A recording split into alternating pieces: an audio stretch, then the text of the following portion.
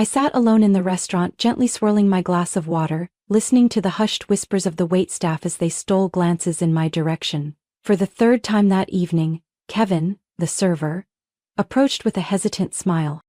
"Ashley, would you like to order anything else?" I looked up, my gaze sweeping across the other tables, where couples clinked glasses, laughed or whispered sweet nothings to each other. A lump formed in my throat as I looked at the table in front of me. A table for two, but only one chair was in use. "No thank you," I replied, keeping my voice steady. "My husband will be here soon." The words rang out like a blatant lie, one that even I didn't believe. I had been sitting there for nearly 3 hours, since 6 p.m., yet Ethan was nowhere to be seen. The last time I checked my phone, there was only one message from him, sent an hour ago. "Stuck in traffic. Don't wait. Don't wait." Not, "I'm sorry," not, "I'll be there soon," just a casual command. As if I were nothing more than an afterthought in his life. I smoothed down the navy blue silk dress I had carefully chosen that morning, remembering how Ethan once said blue made me look a bit more refined. A comment that sounded like a compliment but was really just a lukewarm observation, as if I needed to try harder to meet his standards. The glass of water in front of me was empty, the melted ice leaving faint streaks along the rim. I could leave right now. Anyone with self-respect wouldn't wait this long, but after 12 years of marriage, I had grown used to putting Ethan before myself. Used to waiting for him, adjusting my schedule to fit his, playing the role of the perfect wife whenever he needed. I was about to ask for the check when the restaurant doors swung open, a rush of cold air following as Ethan walked in. He wasn't alone. Beside him were 3 colleagues, Ryan, Jessica, and Paul, all still dressed in business attire, their hair neatly styled, their expressions confident. Not one of them looked like they had just endured a traffic jam. Ethan strode toward my table, his eyes flickering over me with something akin to amusement, no trace of guilt, no sign of remorse. He turned to his coworkers and smirked. "See, I told you she'd still be here. Like a devoted wife." Ryan chuckled, Paul shook his head in amusement, and Jessica covered her mouth with a giggle. Everything froze for a moment. A tightness gripped my chest, each of Ethan's words slicing through my dignity like a blade. No apology, no regretful embrace, just a cruel joke at my expense, right in front of his colleagues. The atmosphere in the restaurant shifted. A few nearby diners glanced in my direction, their expressions a mix of curiosity and pity. Kevin stood still for a second, his eyes filled with something like concern, but he didn't know how to help. Ethan pulled out a chair and sat across from me, his smug smile unwavering. "Why didn't you order first?" he asked, as if nothing had happened. I stared at him. A strange feeling stirred within me, something that had been dormant for far too long. Anger, disappointment, and a sudden, undeniable clarity. I no longer wanted to answer him. I no longer wanted to waste another second being the background to Ethan's spectacle. Taking a deep breath, I pushed aside the ache in my chest. I called Kevin over, picked up the menu, and looked Ethan straight in the eye. "I think I'll have a glass of wine," I said, my voice light but loaded with meaning.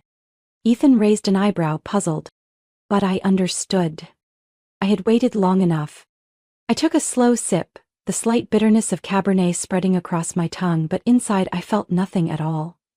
Ethan was busy texting in his work chat, barely acknowledging my presence. Across the table the chair was now occupied, but I still felt as if I were alone in a room full of strangers. I set my glass down, my fingers tightening slightly against the fabric of my dress. A part of me wanted to stand up, to say something, to reclaim my dignity. But I knew Ethan would only scoff, would tell me I was too sensitive, like he always did, and the people around us would continue to watch me with quiet sympathy. No, I wouldn't let this end the way he expected. I stood up, slowly, deliberately, as if every movement was calculated. Ethan barely glanced up, uninterested. "Where are you going?" he asked, eyes still fixed on his phone. "I'm going to the restroom," I said, my voice strangely calm. He merely nodded, not even bothering to look at me. I turned and walked past the rows of tables, ignoring the glances from the waitstaff. They knew I had been left waiting for 3 hours. They knew I had been humiliated. And now, they were about to witness something they probably hadn't seen before. The door to the restroom closed behind me, sealing me off from the noise of the restaurant. I leaned against the sink, staring at my reflection in the mirror, My makeup was still intact, my lipstick only slightly faded, but my eyes looked exhausted beyond belief. I didn't recognize myself anymore. 12 years. 12 years spent devoted to Ethan, sacrificing everything to be the wife he wanted, abandoning my own plans, putting my career on hold, moving from city to city for his job. I had lived for Ethan, for this marriage. And in the end, I was nothing more than a joke. I reached for my phone and opened my banking app. Ethan had never paid much attention to our finances. He always assumed I would never touch his money for anything personal. But he forgot one thing. I was the one who managed our credit cards. I tapped on my airline app. A first-class flight, a destination far enough away that I could finally breathe. Rome. I hesitated for a second. I had once dreamed of Rome when I was younger. When I was still a girl full of ambition and passion for culture, art, and Italian cuisine. I had wanted to walk along its ancient cobblestone streets, to taste food crafted by true artisans. But I had put that dream aside to follow Ethan to the cities he wanted. Not this time. I booked the earliest flight, 11 p.m., just over 3 hours away. I entered Ethan's credit card details, paused for a brief moment before hitting confirm. Then, I took a deep breath and pressed my finger to the screen. Confirmation message received. A one-way ticket to Rome. I turned off my phone, slipped it into my purse, and calmly opened the door. The restaurant was still bustling, but I no longer cared. Ethan was still at the table, eyes glued to his phone. A fresh glass of wine sat before him, his colleagues now gone. He hadn't even noticed how long I had been gone, nor did he sense the shift in me. I bent down, took a small wallet from my purse, pulled out a few bills and placed them on the table. "What are you doing?" Ethan asked, finally tearing his eyes away from his screen. "I'm leaving," I said calmly, my voice devoid of any anger. Ethan scoffed, leaning back in his chair. "Oh, come on, sulking again? Ashley, you know how I am. That was just a joke. You're overreacting." I looked straight at him, and for the first time in years I saw him clearly. No admiration, no desperate search for a reason to forgive. Just a simple truth. Ethan had never truly respected me. I smiled, but it didn't reach my eyes. "You're right," I nodded slightly. "I've been overreacting for 12 years. Without waiting for a response, I turned and walked away. I didn't look back. Outside the restaurant, the late-night air carried a soft chill. I pulled my coat closer around me and hailed a taxi to the airport.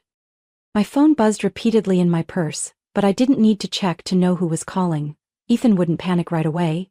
He'd call a few times, send a couple of messages, but then assume I was just sulking and would be back tomorrow. He had no idea that this time I was truly leaving. And there would be no tomorrow for this marriage. The plane touched down on the runway in Rome, bringing me into a world entirely unfamiliar yet full of promise.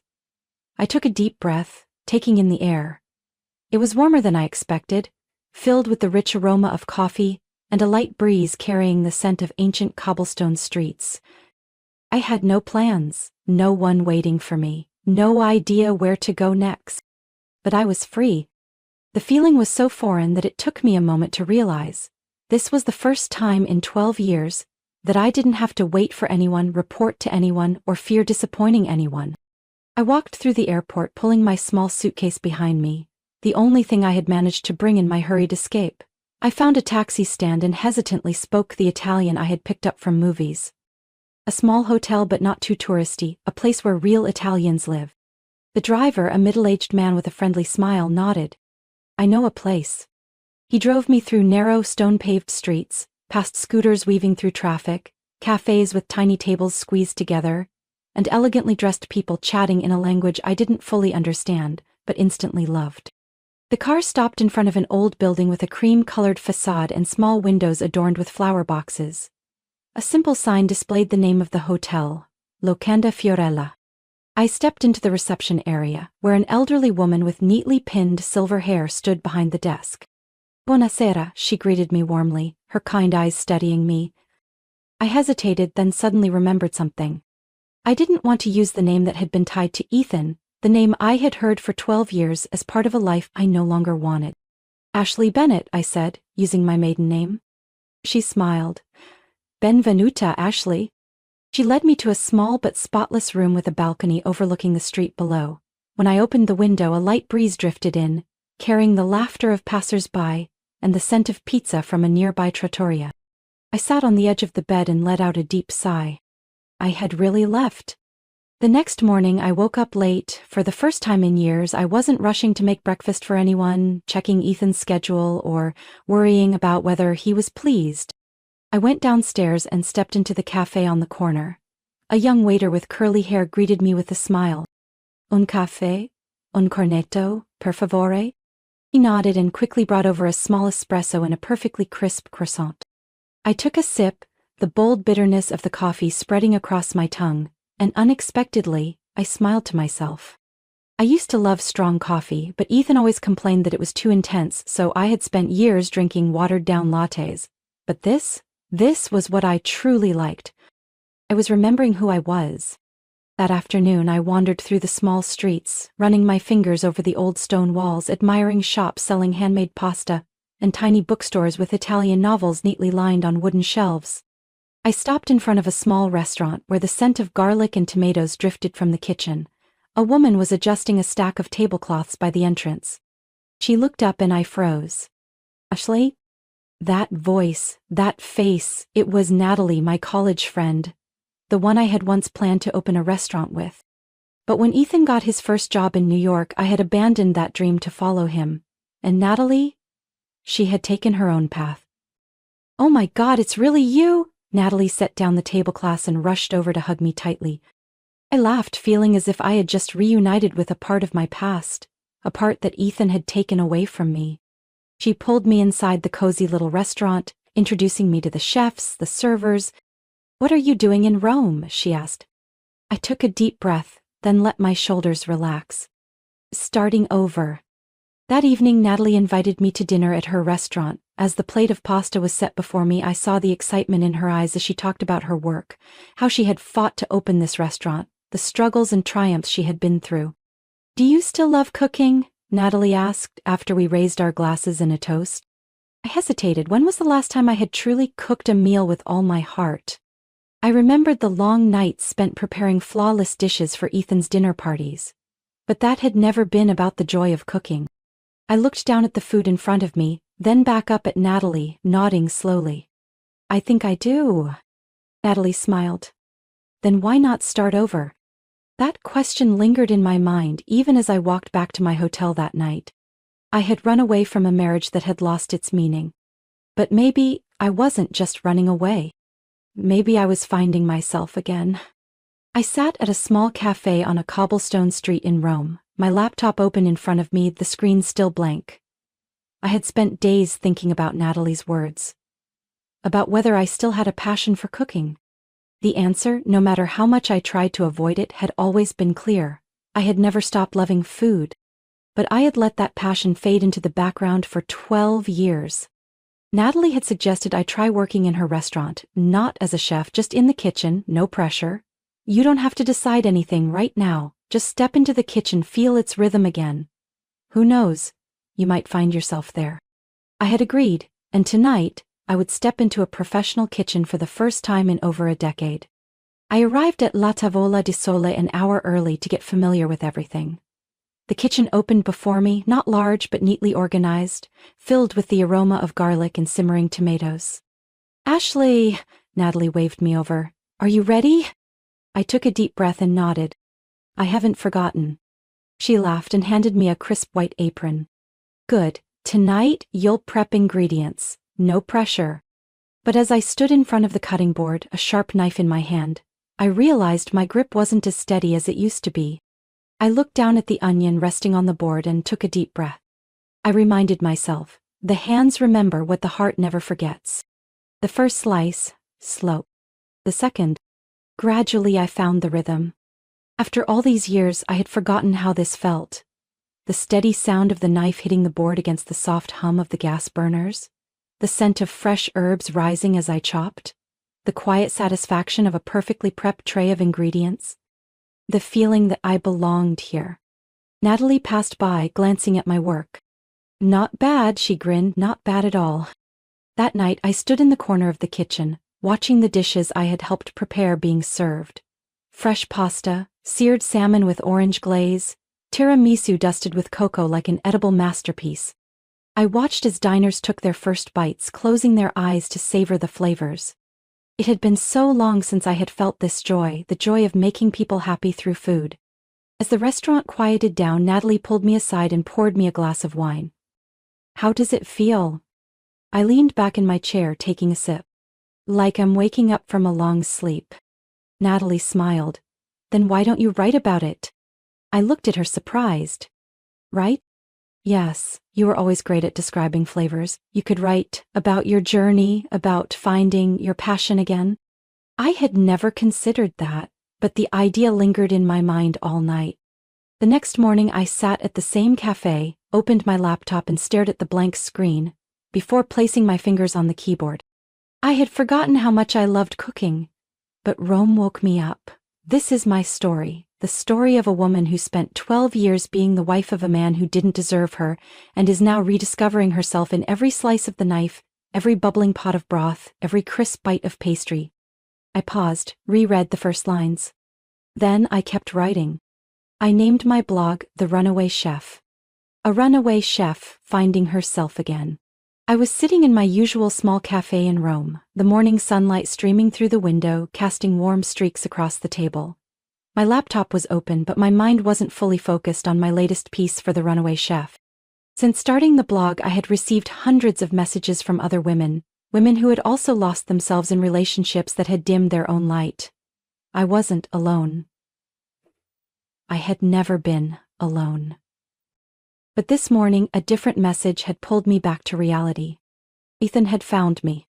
A text from Claire, my younger sister, had arrived early this morning. "Sis, Ethan just showed up at Mom and Dad's. He was furious when he found out you withdrew from the joint account and used his card. He's been talking to a lawyer, be careful." I gripped my phone tightly. I had known this day would come, but I hadn't expected it to be this soon. I looked up and met Natalie's gaze from behind the cafe counter. She frowned as she studied my expression. "You okay?" she asked, pouring more coffee into my cup. I set my phone down, trying to steady my voice. "Ethan knows I'm here." A flicker of understanding crossed Natalie's face. "Do you think he'll come?" I shook my head. "I don't know. But I have nothing left to say to him." I spent the rest of the day in the kitchen at La Tavola de Solo, the restaurant Natalie managed, keeping myself busy. The rhythm of the kitchen grounded me. The steady chopping of knives against the cutting board, the sizzle of oil in the pan, the fragrant aroma of garlic and basil. I thought I had pushed Ethan from my mind, until the restaurant started winding down for the night. The door swung open and he walked in. Ethan stood in front of me, dressed in a dark suit, looking just as he always had, but there was something in his eyes that made me immediately wary. "Ashley," he said, and just that one word sent a chill down my spine. Natalie stepped up beside me, her eyes sharp with concern. "You okay?" I took a deep breath, nodded, and faced Ethan. "What are you doing here?" My voice was unsettlingly calm. Ethan smiled, but it wasn't warm. "I came to bring you home." I crossed my arms. "I don't have a home there anymore." His smile faded slightly as he pulled out a chair and sat down across from me, as if this were just a normal conversation between husband and wife. "Ashley, I know you're going through a difficult phase. You left so suddenly, used my card, ran off to Italy like some kind of impulsive midlife crisis, but you need to come back to reality. We can fix this." I stared at him, feeling a slow, simmering anger rise inside me. "We? Even what you want to fix isn't our marriage, it's your reputation." He didn't deny it right away, his eyes narrowed. "Do you have any idea what people are saying? You disappeared without a word, making it look like I was some terrible husband. You humiliated me in front of my friends, my family, my colleagues." I let out a short, humorless laugh. "You care more about what people think than what you've done to me for the past 12 years? Ethan leaned in, his voice dropping. "Do you really think you can start over without me? No one knows you here, Ashley. No one cares about a nameless prep cook in a tiny restaurant in Rome. This life isn't for you. You don't belong here." I held his gaze, then slowly reached into my bag and placed a folder on the table. Ethan frowned, picking it up and flipping through the pages. Email, job offers I had never seen, opportunities I never knew I had, rejections sent in my name, without my knowledge. "This is what you did," I said, keeping my voice steady. "You turned down opportunities for me. You decided the course of my life without telling me. You destroyed my career, Ethan, but I won't let you do it again. His expression hardened as he flipped through the pages, realizing that I knew everything. His eyes darkened as he looked up. You went behind my back and dug this up? I gave him a cold smile. I didn't have to. The truth found its way to me. His grip tightened on the folder, his voice dropping to a dangerous tone. So this is your choice? To ruin our marriage because you think I was unfair to you? I slowly stood up, looking at him one last time. No, Ethan, you ruined it a long time ago. I'm just cleaning up what's left. Then I turned and walked away. I didn't look back. That night, I sent an email to my lawyer. The divorce papers would be sent to Ethan next week. I placed my espresso cup down, scrolling through a new email on my laptop. It was from Il Gusto, one of Italy's top food magazines. We're very impressed with your writing on The Runaway Chef. If you're interested, we'd love to offer you a 3-month contract to write about your culinary experiences in Rome, incorporating original recipes. I froze, staring at the screen. 3 months ago, I had been trapped in a controlling marriage, completely disconnected from the dreams and passions I once had. And now I was receiving a job offer from one of Italy's most prestigious food magazines. I didn't need to think twice. I'd love to collaborate, looking forward to discussing the upcoming articles. I hit send, then leaned back in my chair, gazing out the cafe window. A soft breeze carried the scent of freshly baked bread from a nearby bakery, mingling with the quiet hum of locals chatting in Italian. For the first time in my life, I felt at peace. I had started over. And this time, I was in control of my own story. That evening, I celebrated the good news with Natalie and a few new friends from the culinary world. The small gathering took place right at La Tavola di Sole, the place where I had found myself again in the kitchen. Cheers to Ashley, Rome's newest food journalist. Natalie raised her glass, a proud smile on her face. I laughed, clinking my glass against hers. I'm still not used to that title. But you deserve it, a voice chimed in from across the table. Luca, a talented young chef I had met while working at the restaurant, looked at me with sincerity in his eyes. You have a way of writing that makes people taste the flavors through your words. Not everyone can do that. I smiled softly. I had once thought I had lost the ability to truly experience food with all my senses. But I hadn't. It had always been there, just waiting for me to awaken it. That night I went home with a light heart. I had found a piece of myself again, but this journey was only beginning. The following weeks passed in a whirlwind of new experiences. I spent my days exploring hidden trattorias tucked away in quiet alleyways, talking to local chefs, jotting down traditional recipes and the stories behind each dish. My blog, The Runaway Chef, was gaining traction. My articles were being widely shared, and then, an unexpected email arrived. From Alessandro Rossi, one of Italy's most renowned food critics. I truly enjoy the way you write about flavors and dining experiences. If you're available, I'd like to invite you to an exclusive gathering of critics and chefs next week. This could be a great opportunity to expand your network in the culinary world. I reread the email, making sure I wasn't imagining it. Alessandro Rossi was a big name. An invitation from him could open countless doors. I clicked reply without hesitation. It would be an honor. Thank you for taking the time to read my work. I look forward to meeting you next week. I closed my laptop and took a deep breath. 3 months ago, Ethan told me I couldn't succeed without him. Now, I was building a career he never believed I was capable of. The event was held at an upscale restaurant attended by some of the most respected chefs and critics in the industry. I felt a flicker of nervousness, but as I stepped inside, I reminded myself, I was here because of my own work, my own merit. Alessandro Rossi was a distinguished man in his 50s, exuding confidence without arrogance. When I approached, he greeted me with a warm smile. Ashley Bennett, it's a pleasure to meet you. I've been following your blog. You have a rare talent. I shook his hand, steadying my voice. Thank you, I truly appreciate that. He nodded thoughtfully, then studied me for a moment. I'd like to propose something. I tilted my head slightly, waiting. Our magazine is looking for a writer specializing in international cuisine. If you're interested, I can introduce you to the editorial team. A long-term contract, not just 3 months like Il Gusto. For a moment my heart stopped. A long-term contract? I had come to Rome with nothing but a suitcase and no plans. Now I had a new career, a community that valued me, and an opportunity I never imagined would come my way. I smiled, feeling a certainty settle in my chest. I'm very interested. Tell me what the next steps are. That night I returned home, sat at my small desk by the window and opened my laptop to write a new post for the runaway chef. 3 months ago I thought I had lost everything, but sometimes we have to lose something to find ourselves again.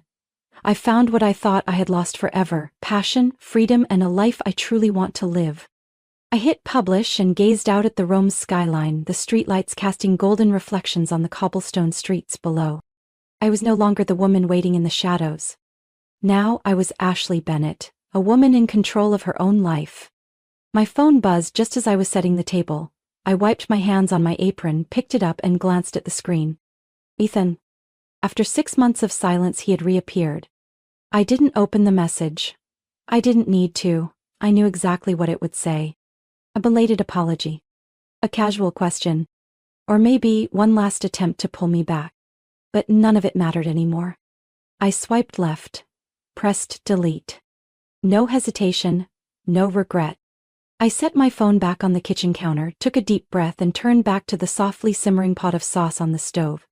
Tonight was special, and I wouldn't let anything ruin it. My small apartment in Rome glowed under the warm light, filled with the rich aroma of sautéed garlic and ripe tomatoes. I had spent the afternoon preparing this dinner, a celebration for the family I had chosen for myself. I adjusted the tablecloth, arranged the white ceramic plates, and poured wine into delicate glass goblets. These little details, these simple moments. Once they were things I had never dared to dream of when I was Ethan's wife. Back then my life revolved around him, his parties, his guests, the people he wanted me to impress. But tonight I was living my life. The doorbell rang and I smiled as I opened it. Natalie was the first to step in, holding a bottle of Italian wine and wearing a radiant smile. "You've really become an Italian chef now, haven't you?" she teased, inhaling the delicious scent filling my apartment. "Not quite," I grinned, "but I have found myself again through every dish I cook." Luca and Alessandro arrived next, carrying a fresh loaf of bread from the famous bakery down the street. "Ashley, you should open a restaurant," Alessandro said, glancing around my kitchen, filled with carefully chosen ingredients and well-used cookware. I laughed. "No, I still love writing too much." "Then a cookbook?" Luca suggested. I paused, considering the idea. A cookbook filled with stories of my journey, recipes I had learned along the way. Maybe that was the next step. Dinner unfolded in waves of laughter, stories shared between bites of food, glasses raised in celebration. I looked around the table at the people who valued me, not because I was someone's wife, not because I met someone's expectations, but simply because I was me. Once, I had measured my worth by how well I pleased Ethan. I had waited for his approval, his acknowledgement.